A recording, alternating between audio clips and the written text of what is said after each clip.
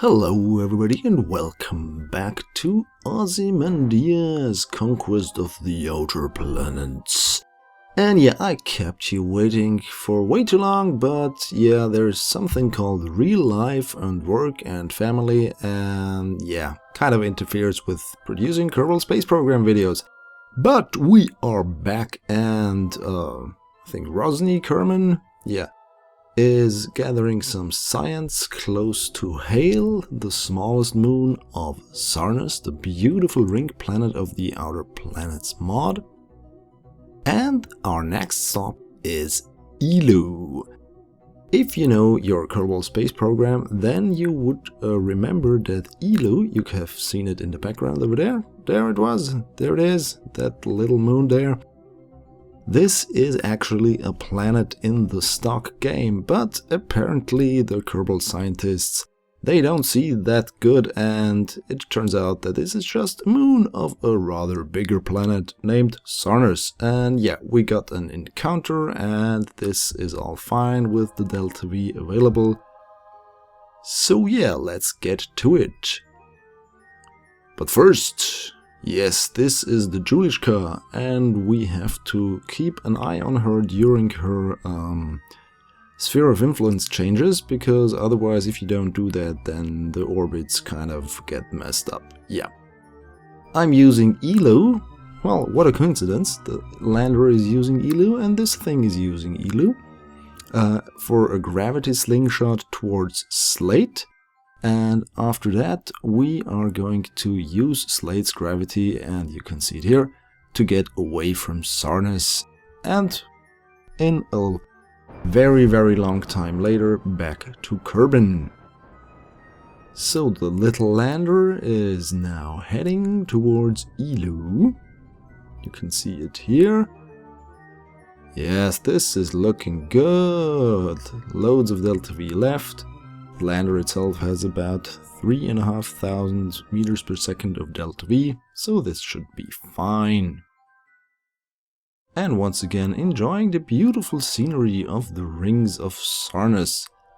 You can see I'm using Kerbal alarm clocks, so I stay in sync between those changes between the Julishka and the lander, which I have named Bubastis, coincidentally, since one of you guys suggested the name to me, and I thought it was a very fitting name, because in the Watchmen, the graphic novel and also the movie, Bubastis is sort of the little pet of Ozymandias, which is sort of the villain or anti-hero or whatever you want to call it. And yeah, kind of fits, little pet for the big Ozymandias. So we have gathered some more science. Science from high above Elu, actually. And by the way, Bubastis is also the Greek name for an ancient Egyptian city, which was along the river Nile. And you can look it up in Wikipedia, and it will tell you lots more than I could do.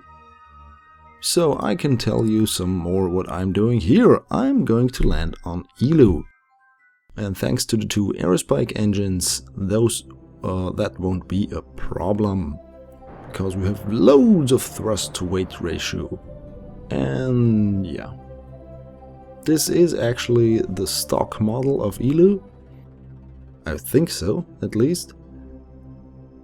And we're gathering some more science, and we're gathering everything we can, because we want to deliver a lot of data back to our home planet, even though we're years away from it. Maybe decades even. So boom, there you go. A lot of science. So collecting everything. There we go. Even more. And then it is time to get down to the surface. So yeah, that's what we're going to do here.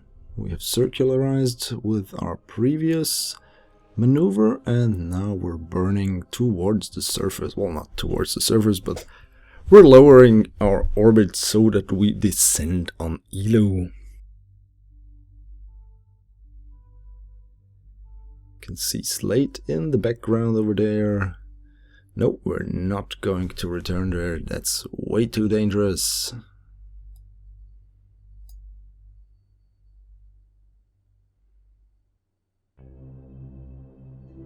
And now we are back in the sunlight. And Sarnus is coming up. Look at that big, beautiful thing.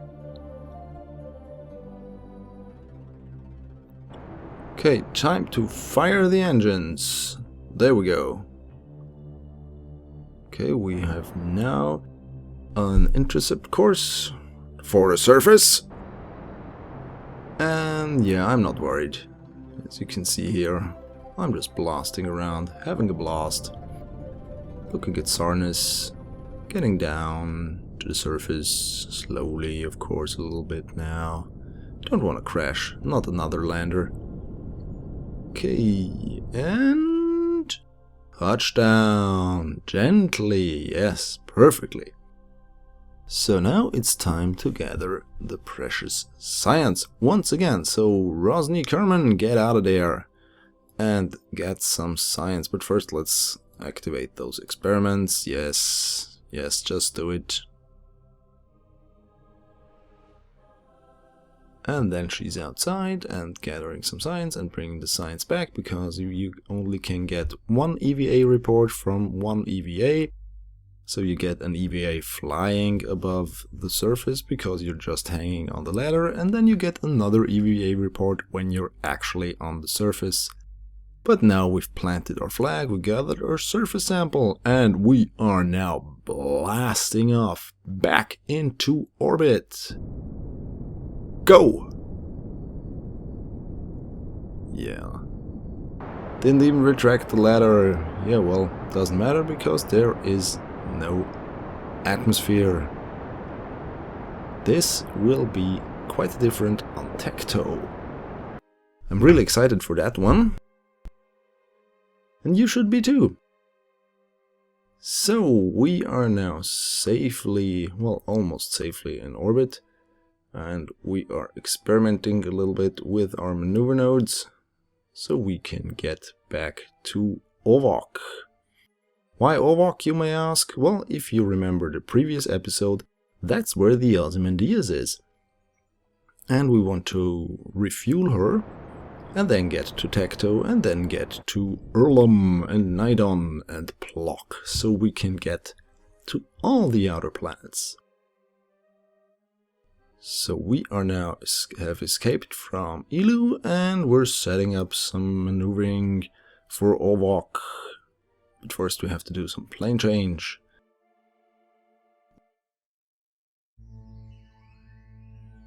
And, of course, once again, Kerbal alarm clock helping me out a lot. So, time for our plane change maneuver. There we go. Looking good. Yes, and now we're going to look for a rendezvous with, well, an encounter actually with Ovok. And then we can get there. But first, once more, the Julishka is on her way. And yeah, we're heading out of Sarnus. Yep, that is looking good. So we're going to set another maneuver node so we can get back to Kerbal sometime later. There we go. Well, this is going to be years, but that doesn't matter. The Julishka is completely autonomous. So this is looking good. We've got a Kerbal encounter. Just adjusting. Well, this might take a while. I really would like to have some kind of control, like those maneuver node controls, but right there where I am looking, not having to adjust the mouse all the time. And yeah, this is really annoying that this behaves so glitchy. when you're looking way into the future, when your next maneuver node is really, really far away. But doesn't matter. We are going to have a lot of time to do that later. So, Juliushka, you are on the back burner now for a while. Thanks a lot for helping out, but now it's time for the Ozymandias crew to shine once more. So Ovok is now once again the center of attention, because we have to gather more science. And more science is always good in the Kerbal universe, isn't it? So we can get an encounter and we can get an orbit if everything works out. I really hope it does. So here we are, close to the encounter. Looking good and tasty, Ovok. Well, as usual, have to set the maneuver node again, because those predictions are really just estimates and not very reliable. Maybe that's the same in real life, I don't know. I am not an interplanetary navigator. Maybe I should be. I think that would be a really cool job. Interplanetary navigator. The title alone on a business card would make other people weep. So once again gathering science and once again setting up another maneuver. There we go. And burn away, little Bubastis. We are circularized around Ovok, which is a bit weird when you're putting a circle around an egg, but yeah. What do I know? So the next order of business is getting to the Ozymandias. And once we can have done that, there it is. Almost ready for rendezvous. And once we are on board, we are going to land on the poles, because I think it's easier to land on the poles than on that big dark patch somewhere on the side of the egg, because Ovok rotates so slowly. Well, not that slowly, but it's a really slow descent over there, and then you could possibly miss it, and yeah. The poles stay basically more or less in the same position. So let's get in there. Lining up the docking port. And then it's time to enter the big Mark III cargo bay. There we go. Looking good. Setting up the docking maneuver. I'm using the Ozymandias actually to save some RCS fuel in the lander, because the Ozymandias has way more liquid fuel and oxygen than the lander has monopropellant. And once we're down on the surface, we're gonna replenish everything anyway.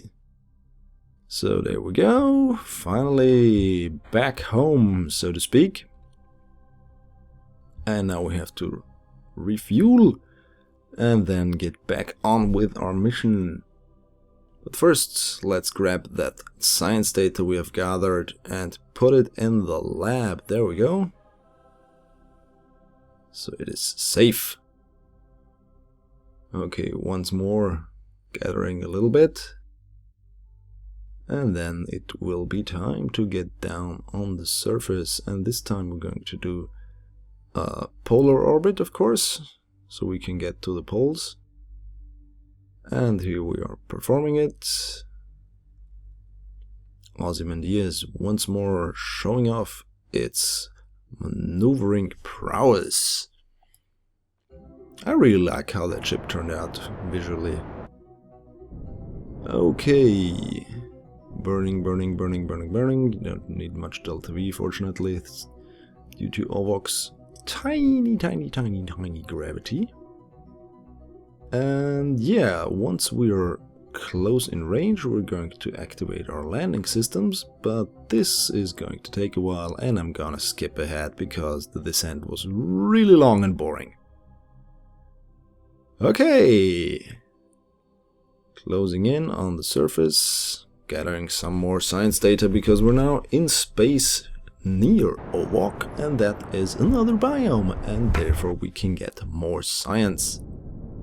First, let's slow our descent a little bit. Lander flopping about a bit, but that doesn't matter. Let's take those science data and put them in the lab once again. Rosny doing overtime over here. Well, that's what you get for ruining the first lander. Time to work, you little green monster. Okay. So we're going to line up. And then once again skip ahead, because yeah, I can only forward 4 times regular speed, and I would really need a lot quicker than that. But yeah. So we have skipped ahead a bit, and we're now retracting the radiators and extending the landing gears. We're doing everything to get ready to set it down on the surface, but that still takes a while. And here we are, almost touchdown, but unfortunately, yeah, I kinda picked not the best of landing spots, to be honest. So maybe this can work. Well, I really don't like to land in a crevasse. Especially with a ship as big as this, and with help so far away, as it is the case in this faraway planet. So yeah, we're kind of setting down in a ditch, so to speak. Nah, that's not what we're gonna do. We're going to look for a different landing place. Nope, no. Nah, that's not good. Okay, let's get out of here. Let's get out of here. Imagine if that was a planet or moon with a lot higher surface gravity, then this would not be that easy. And the crew would probably be dead. And my mission would be failed. And I would be angry. But maybe you would be entertained. So, yeah, at least somebody gets happy. Okay, heading up on that ridge. Once again, trying to get the angle right so I can set down safely and also in a way that the drills will reach the surface. But this is actually looking okay. Well, it could be better, but yeah, looks flat enough. No ditches nearby. Okay, that's good. Let's extend those solar panels. And let's extend those drills, of course, because we need some more resources for refueling. There we go. Drills ahead. And we're opening the cargo bay. Why are we opening the cargo bay? So that we can gather some more science. Science from the pole surface, of course. So while the resource collector is working, we are gathering more science. And of course Rosny will soon get out there and gather another surface sample. There she is! Let's take that science data and hop over there. Okay, so the thing is, my science lab is already full. You can fill it with 500 science data thingies, whatever. And I could send that 500 science back to Kerbal, but I'm kind of playing this like the Ozymandias is not really that much in contact with Kerbal, so she can't send that much data to her home planet.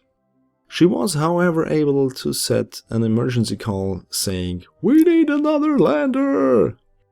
Yeah, you know how that turned out. Okay. So now we're ready. We have filled up, we have fast forwarded a little bit. Everything's set. Okay, let's disable crossfeed once again. And booyah! let's get out of here. This will probably not be the last time that we visit Ovok, depending on how much fuel I'm going to use on Tekto.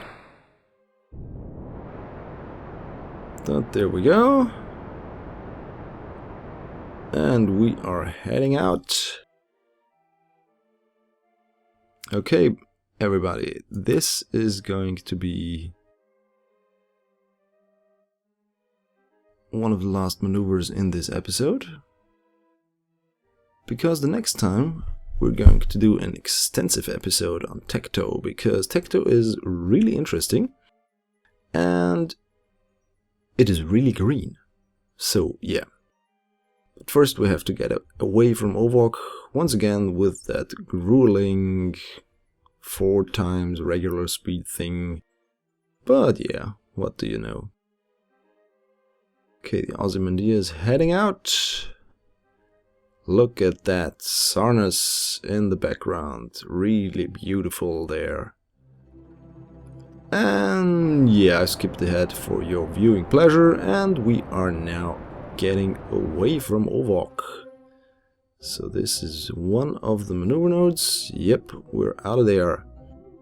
And then we're experimenting a little bit with how to get best to Tekto. And yeah, thanks to MacJab's fine-tuning possibilities with the maneuver node editor, I have found a way to get to Tekto. There it is. It's a really steep inclination compared to all the other moons, so we need a lot of delta V to get there. And we could perform an aerobraking maneuver, but to be honest, I'm a little bit scared, because Tekto's atmosphere, compared to its size and gravity, is really dense, and I'm not going to risk the Ozymandias in a simple braking maneuver. So since we have enough delta V, we will probably just do the usual thing, circularize the orbit once we're there, and yeah, that's about it. But that's for the next episode, so thanks everybody for watching. Goodbye.